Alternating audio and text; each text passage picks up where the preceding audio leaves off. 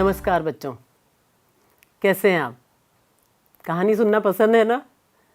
आज भी मैं एक अच्छी सी कहानी आपको सुनाऊंगी, आपकी पसंद की।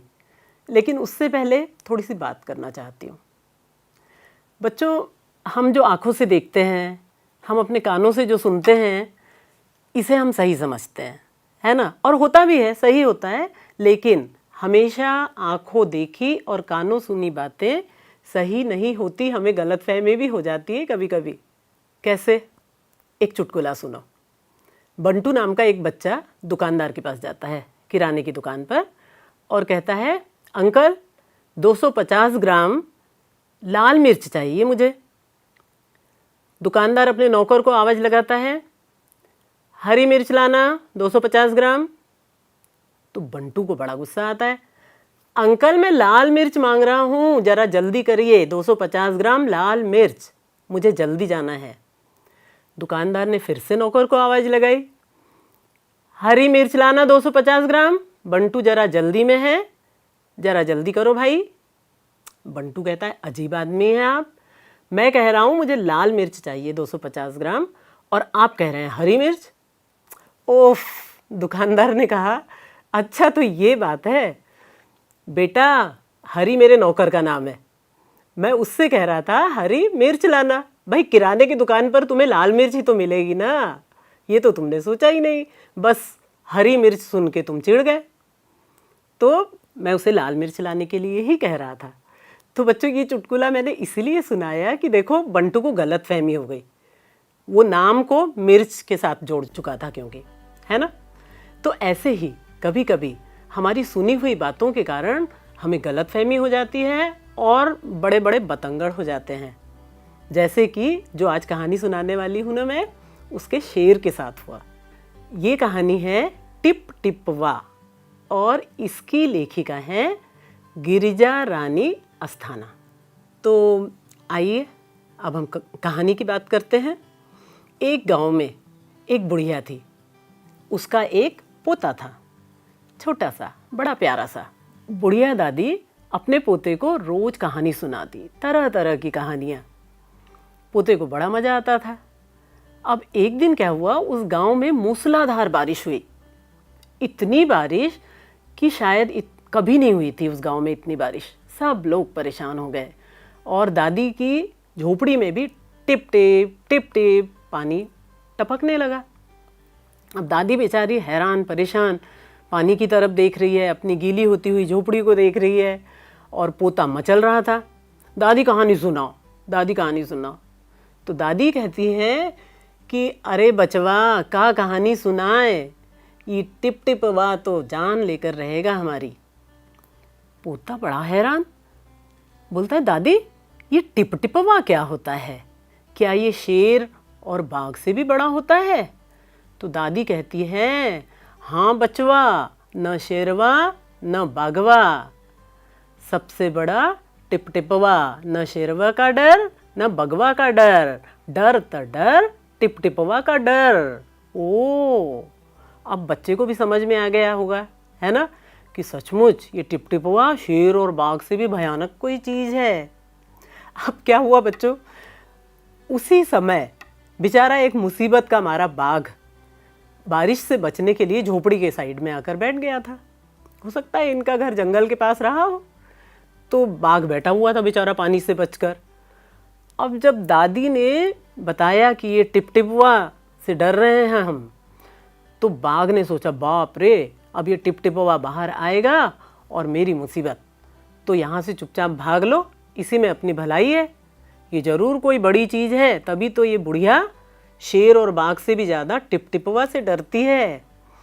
और बाघ दुम दबाकर वहाँ से भाग निकला। अब क्या हुआ, मैंने बताया ना कि पूरे गांव में बारिश हो रही थी, सब जगह पानी भरा हुआ था घरों में। तो एक धोबी धोबन बात कर रहे थे, उनका गधा गुम गया था सुबह से, सारा दिन हो गया था धोबी को गधे को ढूंढते हुए। तो धोबन ने कहा, भाई ऐसा करो कि गधे को तो ढूंढ कर लाना बहुत ज़रूरी है, रात हो रही है, तो आप ऐसा करो, पंडित जी के पास जाओ और पंडित जी अपनी पोथी से बाँच कर बता देंगे कि आपका गधा कहाँ मिलेगा। तो धोबी ने कहा, ठीक है, उसने अपना लठ उठाया और चला पंडित जी के पास में। अब पंडित जी के घर गया तो वो क्या देखता है कि पंडित जी पानी उलीच रहे थे घर से, उलीच उलीच कर घर में भरा हुआ पानी फेंक रहे थे। और इतने में सामने कौन आ गया? ये धोबी। तो धोबी ने कहा, पंडित जी मेरा गधा घूम गया है, जरा पोथी में देखकर बताना कहाँ मिलेगा मेरा गधा। तो पंडित जी तो वैसे ही चिड़े हुए थे, झुंझला कर बोले कि भाई क्या मेरी पोथी में तेरे गधे का पता ठिकाना है? जा गड़ई पोखर में ढूंढ। अब धोबी ने सुना तो वो चला गया पोखर की तरफ। पोखर मतलब एक तालाब समझ लो, पानी से भरा हुआ गड्ढा बड़ा सा। तो ये तालाब की तरफ जाता है और वहां ढूंढता है अपने गधे को। तालाब के किनारे बड़ी बड़ी घास उगी हुई थी। अब ये सोचता है जरूर ये गधा उस घास में छुपा हुआ है। तो घास में जाता है, इसके हाथ से कोई चीज टकराती है, तो वो था कान। तो सोचता है अच्छा बच्चू यहाँ छुपा बैठा है, और शेर का कान पकड़ लेता है और दे दनादन खूब लठ मारे और बोलता है अब मार मार कर तेरा कचूमर निकाल दूंगा, तूने मेरे बहुत ही हालत खराब की है बेटा, दिन भर से ढूंढ रहा हूं, अब चल तू घर। और उसकी पिटाई लगाता रहा। तो शेर ने सोचा बाप रे सचमुच ये टिप टिपवा है। सही बोला था दादी ने कि वो बड़ा भयानक है, शेर और बाघ से भी बड़ा। तो बाघ ने सोचा अब चुपचाप इसके साथ चलो, और धोबी ने पकड़े कान और शेर उसके पीछे पीछे चुपचाप चल दिया उसके घर की तरफ। अब ये घर आता है और खूंटे से, खूंटा मालूम है ना तुम लोगों को, उसमें जानवरों को बांधा जाता है एक रस्सी से, तो जानवर कहीं भागते नहीं है। तो इसने खूंटे से शेर को बांध दिया और धोबन से कहा कि भाई मिल गया अपना गधा तो, और आराम से जाकर सो गए। अब जब सुबह उठे तो गांव के लोगों ने भी देखा कि अरे बाप रे धोबी के घर के खूंटे से तो बाघ बंधा हुआ है। तो सबकी आंखें खुली की खुली रह गई, सब लोग हैरान परेशान। तो बच्चों कैसी लगी आपको ये कहानी?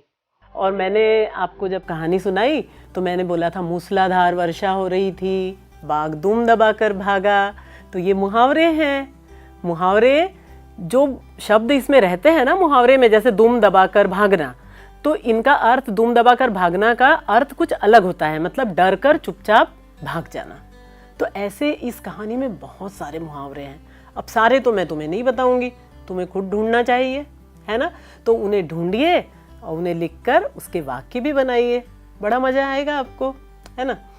और जैसा ये बच्चा कहानी सुनाने के लिए मचल रहा था, दादी से कह रहा दादी कहानी सुनाओ कहानी सुनाओ, वैसे ही आप भी जरूर कई बातों के लिए मचलते होंगे। मचलना मतलब जिद करना कि भाई ये चीज़ हमें चाहिए तो चाहिए। तो आप लोग किन बातों के लिए मचलते हो वो भी आपको लिखना है, ठीक है। फिर आप लोगों में से कई बच्चों के घर में हिंदी के अलावा दूसरी भाषा बोली जाती होगी, है ना। तो आपको उस बोली या भाषा में इस कहानी का जो जो भाग आपको अच्छा लगा हो वो लिखना है, ठीक है। और फिर आप जब मिलेंगे आपस में, सारे दोस्त लोग अपनी अपनी बोली की कहानी एक दूसरे को सुनाएंगे ना, तो उन लोगों को भी मज़ा आएगा और एक दूसरे की बोली भी हम सीख सकते हैं। कि मुहावरे तो मैंने आपको बता ही दिया था, जैसे टिप टिप आवाज़ हमने बताई थी ना आपको, पानी टपक रहा था। तो कई चीज़ों से कई ध्वनियाँ मिलती हैं, तो उन ध्वनियों से आपको चीज़ों के नाम लिखना है, जैसे सन सन, सर सर, टिक टिक, छुक छुक, थर थर। ये जैसे हम कांपते हैं ठंड के मारे तो हम क्या बोलते हैं, हम ठंड से थर थर कांप रहे थे। तो ऐसे हर ध्वनि का किसी विशेष क्रिया से या किसी चीज़ से संबंध है, तो आपको उन चीज़ों के नाम के साथ इनकी जोड़ी बनाना है, ठीक है। अब एक वचन यानी एक चीज़, बहुवचन यानी बहुत सारी चीज़ें। तो आपको एक वचन और बहुवचन वाले शब्दों को ध्यान से देखना है। जब हम एक वचन से बहुवचन बनाते हैं ना बच्चों, तो मात्राएं बदल जाती है। जैसे एक लड़की, लड़की में बड़ी ई की मात्रा लगी, दीर्घ ई, है ना।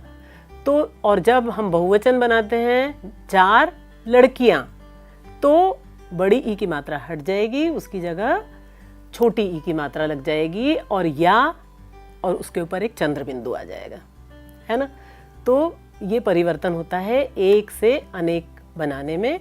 तो ऐसे भी शब्द आपको बनाने हैं। मैंने आपको उदाहरण के लिए एक के उदाहरण दिए हैं, जैसे एक दवाई।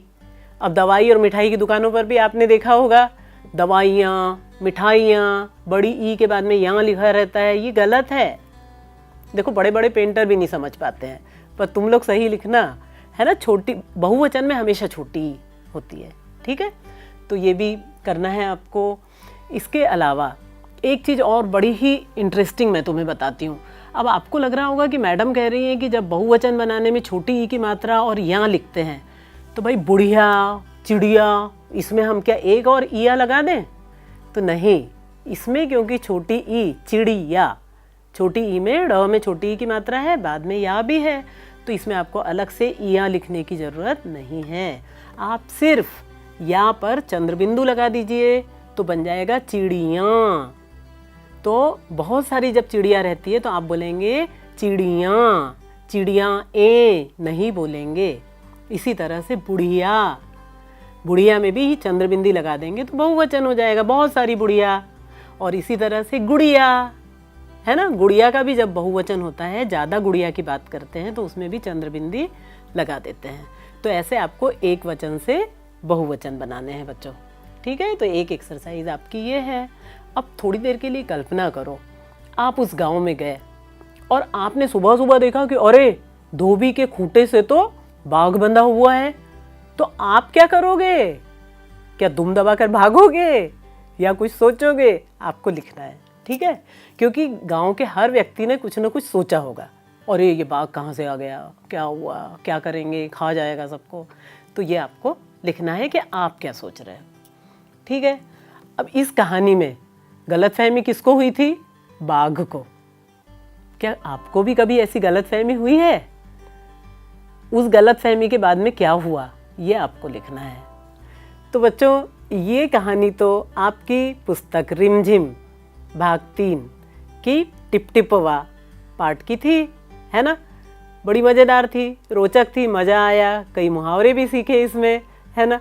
तो आप कोशिश करो कि ऐसी ही प्यारी सी एक कहानी तुम भी बना डालो, है ना।